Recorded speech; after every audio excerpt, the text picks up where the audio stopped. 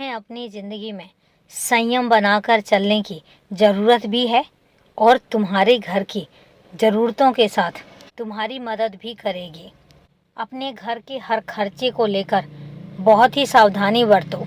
इससे होगा क्या कि तुम्हारे पूरे महीने का जो अपना बजट है उसमें तुम्हें कोई भी दिक्कत नहीं आएगी और ना ही तुम्हें किसी के आगे हाथ फैलाने पड़ेंगे।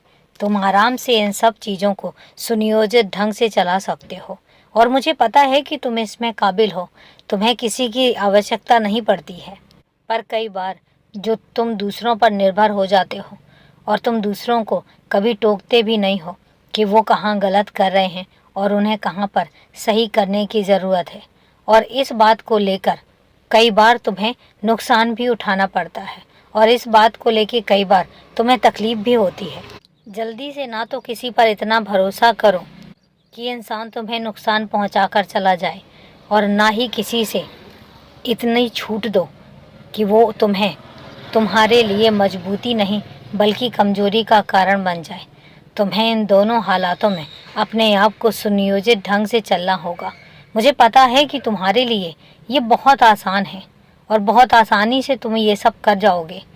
बस बात सिर्फ इतनी आती है कि तुम्हारा भरोसा जो हद से ज़्यादा तुम बढ़ा देते हो, कई बार वही तुम्हारे लिए नुकसानदायक हो जाता है।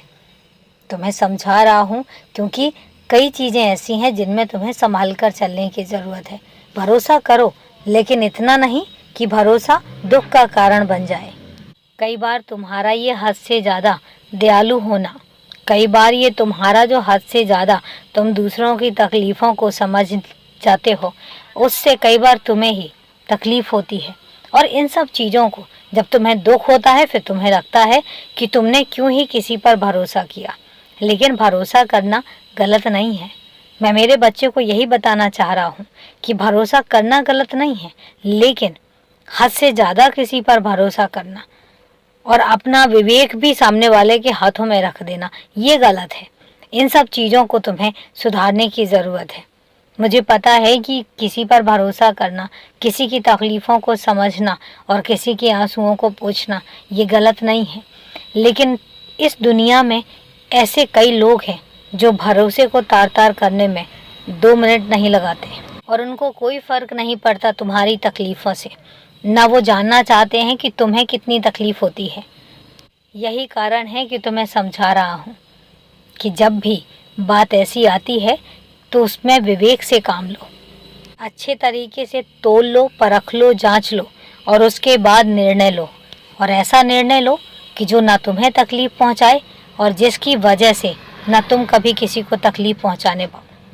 बाकी सब सही है, सब शुभ है और सब मंगलमय है। बाकी मैं बैठा हूँ, मैं सब संभालूंगा। तुम बस खुश रहो, हमेशा खुश रहो और मुस्कुराते रहो।